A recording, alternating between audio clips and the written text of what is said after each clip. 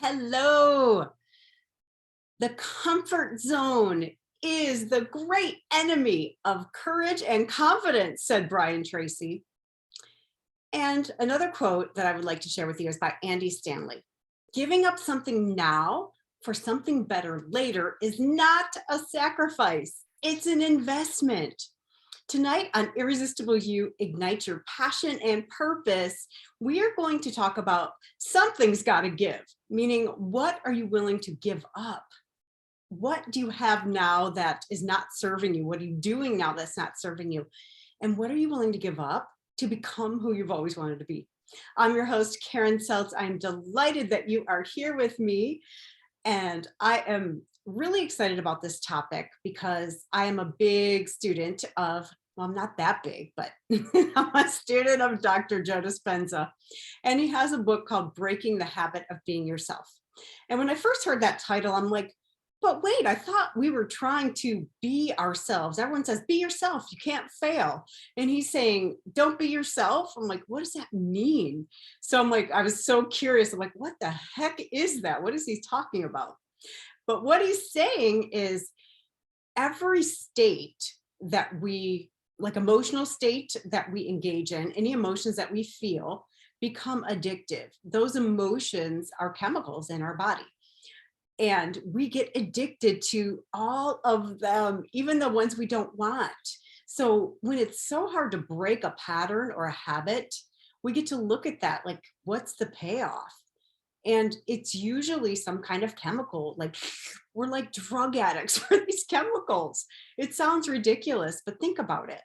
If everything's going smoothly in your life and you're used to high drama and high chaos, doesn't something always happen? When you get close to a goal, if something always sabotages you, doesn't something always happen right when you're right there about to be, living the dream?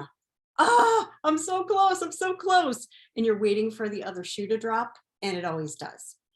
And that is because our subconscious mind is always at work, and it does what it's always done. It's on autopilot unless we prime it, unless we give it a target, unless we are vigilant and watching. So it takes some work on your part. Like most of us want like the get rich quick, or we want the painless therapy, or we want the transformation without doing the work and digging in the basement and in the attic and sweeping out all the cobwebs. But life doesn't work that way. You want something magical to happen in your life, you get to do the work. You get to sit, like the mushrooms, right? You get to sit in the shit until you develop into a beautiful fungus. That analogy worked really well. I know there's a joke about that, but I don't seem to remember it at the moment. But it's making me laugh. So hopefully, hopefully you can laugh at my ridiculousness. But anyways, we get to be willing to look at the stuff we don't want to look at. And the more we're willing to do that, the bigger the payoff later. And when you can see that, when you have your vision so deeply rooted, you're like, I really want this. I want it. I'm willing to give up all the things that I thought were me in the past because they're really not you. They're not you. I hate to break it to you. And our egos will fight for those identities that we hate. And we're like, why do I keep doing this? Well, it's the ego mind. It wants you to stay safe, and it wants you to feel separate from your higher self, separate from everybody else, separate from your higher power, God, universe, spirit, whatever it is. And it does that with many, many, many different tactics. So the first thing that I would love for you to write down, if you're a note taker, is what do I really want? What do I really want? And if you don't know what it is, what don't you want? You can write that down too. Like, here's what I have that I don't want anymore. And just write it down. And then you can say something like, well, what's the opposite of that? Or what's the absence of that look like? And then you might have a space, an opening, like, okay, I don't want this chaos anymore. Well, what's the opposite of chaos? For you, it might be peace, tranquility. It might be quiet, or it might be fun. It might be adventure. I don't know. It's different for everybody. So you get to do this work. So what do you want? And if you don't know, remember, go to what you don't want and then flip it. Okay, what is the absence of that? Or what does the opposite of that look like? So that's a fun one. Another thing is, what are your triggers? Like, what is the thing that constantly trips you up when you get close to having the thing you want? Or even if you start dreaming about that thing, something comes in, like maybe it's a voice like, rah, rah, rah, rah, who do you think you are? What are those voices saying to you? What are the beliefs that are keeping you stuck? And I love this. James Wedmore says all the time, right in the middle of the word belief is the word lie. And Dr. Joe Dispenza says, beliefs are thoughts that you continue to think over and over and over until you program them in. And then you don't even think them anymore. You just believe them as fact. And they're not facts, they're beliefs. Because if they were facts, we would all have the same beliefs. We would all be billionaires if we all thought like Bill Gates. We don't have the same beliefs, right? Or we would all be homeless if we thought like the homeless person. And we're all different because we all have different beliefs, which proves that beliefs are not facts. They are quite changeable and moldable. So use that to your benefit. So what are the things that you've been believing, those thoughts, those voices from your parents or your teachers or your siblings that you keep hearing those voices and you keep playing those tracks in your mind over and over and over that you don't even think about anymore? You get to bring those up to the level of consciousness. And I call that stalking your thoughts. You get to stalk your thoughts. You get to be so vigilant that you would never, ever let one of those nasty negative thoughts invade your consciousness without your awareness. And the second you catch it, you get to celebrate. You're like, yes, I caught it. I caught it. Instead of beating yourself up for having it, you're like, yes, I caught it this time. I noticed it. Then once you notice it, you get to go back to your vision. Or another step in between is, this is what I believe to be true. There's that word belief. This is what I know to be true about myself, the universe, God, whatever are universal laws or principles that you ascribe to. And if you are a Bible reader, you could have Bible verses, and this is what is true about humans.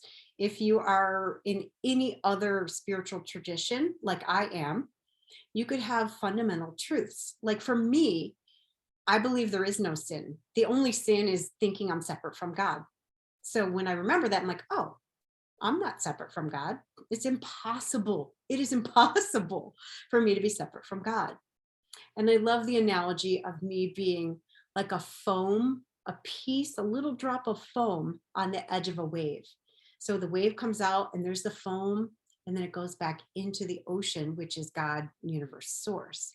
So we're not separate. I'm like an individuation, an individual spark of the divine. And so are you. So are you. So one of the truths that I go back to is, I am as I was created. And I believe I was created innocent and perfect and precious and lovable and loving and made out of pure love. Because God loved me so much, she had to give me form in this body is what I chose. So when you go back to those truths, it just is a way to check yourself. Like, okay, is this belief true? Is it possible that I'm not enough? No, of course not. Is it possible that I'm not lovable? No, I am as I was created. And God doesn't create crap. God, it's impossible for me to be crap. It's impossible for me to be unworthy. It's impossible for me to be unlovable. All those things, which means that the opposite is true. I am always lovable. I am always worthy, no matter what. So go back to those truths and then go to your vision. Like, okay, if I am to accomplish this vision, which I would recommend you start with ways of being. Like, what do you think that vision is going to give you? What do you want to feel and experience? For me, one of my biggest drivers is a feeling of contribution. Like, I want to make a difference in this world. I don't want to be in a vacuum. Like, I don't want to like have my little life in a vacuum and have it not have an impact on other people. I've been in the crapper. I know what it's like to be depressed and addicted and suicidal and hopeless. And I want my experience with that to shine a light on it and show other people what's possible for them, because it's not a permanent state. It's fixable, it's changeable. And, you've heard the saying, like, this too shall pass. But when you're in the midst of depression, like clinical depression, it's impossible to believe that unless you see examples of people that were there. And you're like, well, if she can be better, then I can. I wasn't as bad as she was. Or, I mean, that's comparing, which I don't like, but just to say, oh my gosh, if it's possible for another human being, that gives me some glimmer of hope. What did she do? I'm going to follow her steps. I'm going to do what she did. So that is one of the reasons that I talk about my past with addiction and with depression so much, because I know I'm not alone. And I felt alone when I was in those places. I didn't know that other people had gotten past it, had normal, happy lives where they were contributing and they were abundant and they were happy and they were joyful and peaceful and connected to spirit. So that is my why. That is why I do what I do. That's why I talk about really freaking embarrassing things, things that most people would die if anybody knew about them. I'm sharing them. And the more I practice it, the deeper and deeper I become, and the more vulnerable I become, the more authentic I become. And I believe the greater number of people that I will impact. So I know the people that watch me have a mission. They're here to serve humanity, to uplift humanity. And I know that's you. If you're watching this, I know it's you. You have gifts inside that are like ready to come out. They're like, let me out, express me. They are seeking expression through you. You are the vehicle, and you've been sent to uplift the world. So what are you willing to give up in order to do that, in order to live your divine purpose? For me, it was safety. And that was a tough one, because I grew up in a home where I was the youngest and the only girl. And my brothers would trick me a lot. So I ended up not trusting people. I thought everyone was trying to trick me. And I always wanted to look smart. I didn't want any holes to be able to be poked in my story or my logic or my intelligence. So I wouldn't speak up unless I was 100% sure I was right. I didn't look stupid. I looked smart. I looked like I knew what I was talking about. Well, starting out as an entrepreneur, I'm sorry, you have to fail. I mean, it's inevitable. Everything you touch is not going to turn to gold. You get to learn through experience. Okay, I'm going to try this thing. I'm going to do my first Facebook Live. Like, it's not going to be perfect. It's going to be clunky. So what? Then when you finish it, you got your first one out of the way. You're done. Then you can move on. Stop worrying about yourself and focus on who you're serving. Like, okay, I did that. And you're showing others, like, I'm doing this scared. I'm scared. That's the definition of courage, by the way, is feeling the fear and doing it anyway. It's like, it's not the absence of fear. It's being so committed to your vision that you're willing to risk being judged, being rejected, being spat upon. Not really. It's hard for people to spit on me when I'm behind the camera. They might want to, some of the things that come out of my mouth. You never know. But it's innate within us. We are wired to avoid rejection because in the old days, it was tied to our survival. If people didn't like us, they would put us out on an iceberg to die. We had to fit in. We had to be accepted to survive. We don't have to do that anymore. We get to speak our truths. We get to be willing to stand up, to go against the grain, to use the voice that's coming through us. Yes, I feel like I'm on a soapbox right now, but I'm having fun with it. So when you think about that, for me, like I said, it was safety. I got to give up being right. I got to give up looking perfect. Got to give up not looking stupid, which is pretty much like looking good. And I got to give up like other forms of comfort. Oh, control. Oh my gosh. Yes, control. That was a big one for me. So I liked to control the narrative on what people thought of me. And I presented this lovely picture. And then behind the scenes, I was a freaking mess. I was a mess. So I was always happy and funny. And inside, I was like, oh my gosh, I'm such a piece of crap. If they really knew me, everybody would reject me. I wouldn't have a single friend in the world. Well, that was the behind the scenes thoughts. And that was what occupied my mind 99.999% of the time. So it's those types of thoughts that you get to be vigilant for. And when you catch them, what do? Celebrate. You celebrate because you caught it. And then you say, okay, what's really true? You go to your universal truths. So you get to start knowing those. What are they for you? Not for me, but for you. Then what's my vision? What's my vision? What do I really want? Who am I here to be? And it could be, what do you want? But when you think about like material things, what you want, and it might be experiences, like I really want to travel. So that is an experience that requires money. So I get to confront my beliefs about money and abundance and worthiness, things like that. I digress. So when you look at the whole big picture, what do you want? What does your picture look like? Your ideal life?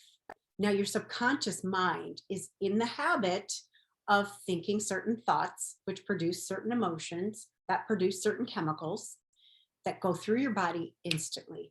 Now, when you get that rush, it's like shooting up. It really is. You get like, oh, victim. You think a thought like, oh, that person cut me off. It could be that simple. That person cut me off makes you a victim. So your emotions are what?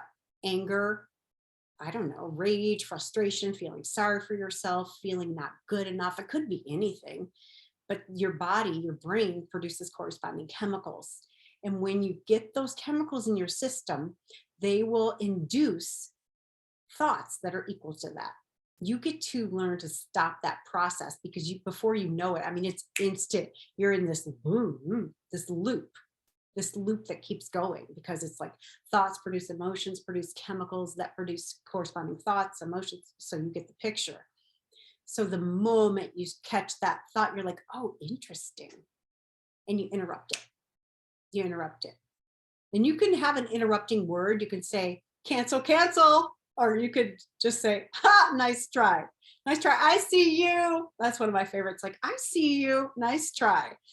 Because I like to play and have fun with those voices because why not? Why not? Life is meant to be enjoyed. Even when I'm beating the crap out of myself behind the scenes, I'm like, pfft.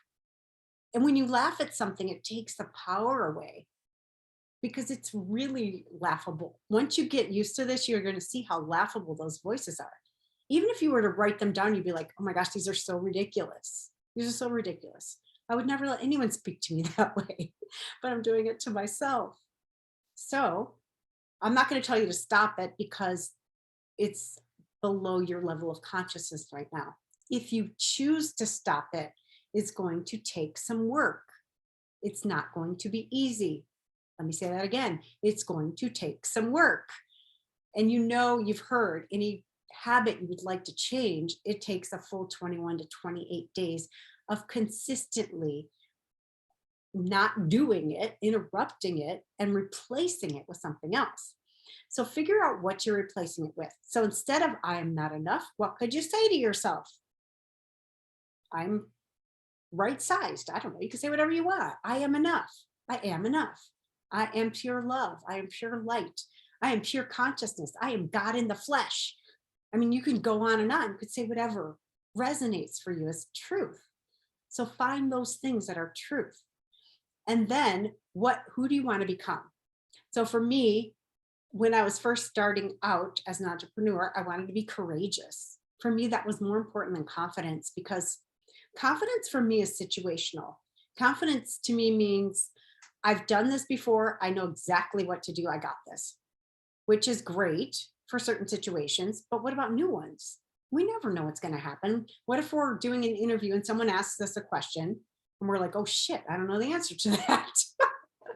And if you're not me, you probably don't want to say, oh shit, I don't want to know the answer to that. Or I don't know the answer to that. So you get to develop courage. I would rather have courage, is what I'm saying, is it works in every situation.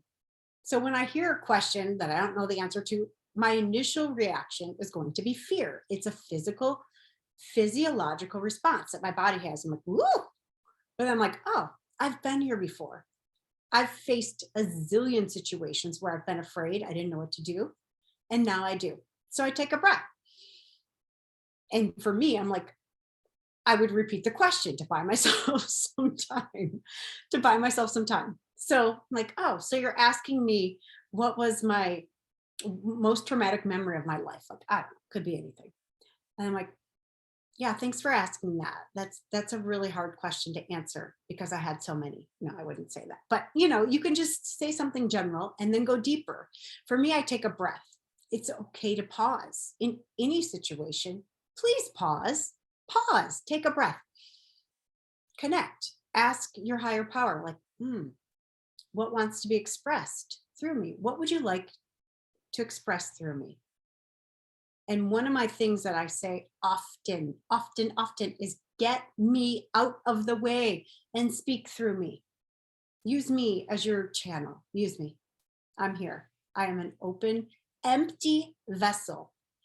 And when you get to that state, I tell you it's magical because you're not attached. You're not attached to looking good. You're not attached to people's responses because it's not you. It's coming through you. And there's like this knowing that whatever comes through is perfect. It's absolutely perfect for the one person. Even if it's only one person that needs to hear it, it is perfect for that person. And you were chosen. You were chosen as a vessel of God to deliver that message. When you can get to that point, it's so freeing and it's beautiful because you're not attached to anything. And then that fear of being rejected, it's really just absent. I don't know what to tell you. But here's the thing, it takes practice. It's not going to happen the first time. I remember when I started coaching, I would get these messages, they would come in and I'd be like, oh gosh, I can't say that. That sounds so awful. And they would be really mean sounding things to my human ear. So I thought, well, that can't be God because God's not mean. But I was judging. I thought I knew what was best for other people. And anytime I think that now, I'm like, oh, I'm full of crap. The ego has crept in there. And anytime I think that. So when I have an opinion or when I'm like, oh, I got to say this because I'm going to look really smart and really good, I'm like, okay, I see you, ego. And then I take a breath. What would you have me do? What would you have me say? And sometimes it's nothing. Just stay there, hold space, see somebody. One time, somebody called me. I was in this program called Real Love, and we used to call people to see us, to hold space for us, to love us exactly as we were.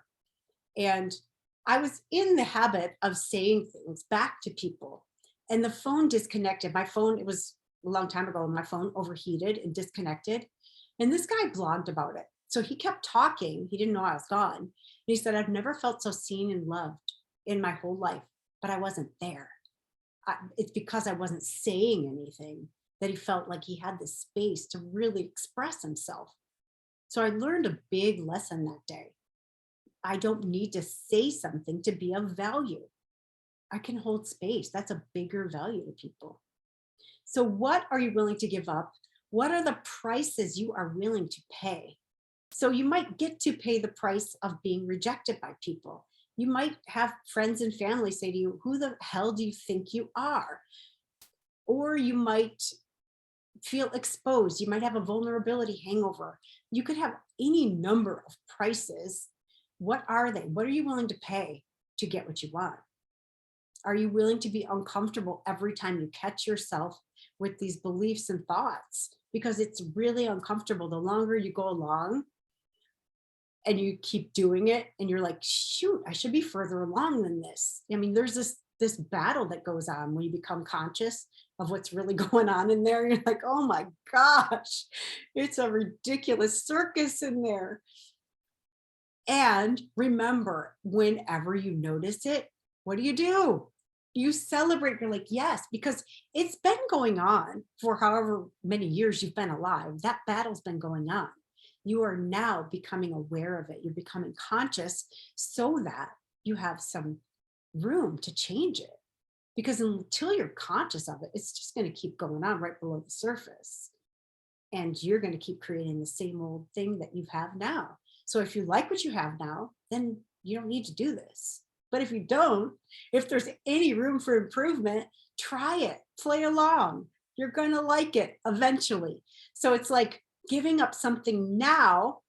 Remember that quote? Giving up something now for something better later is not a sacrifice.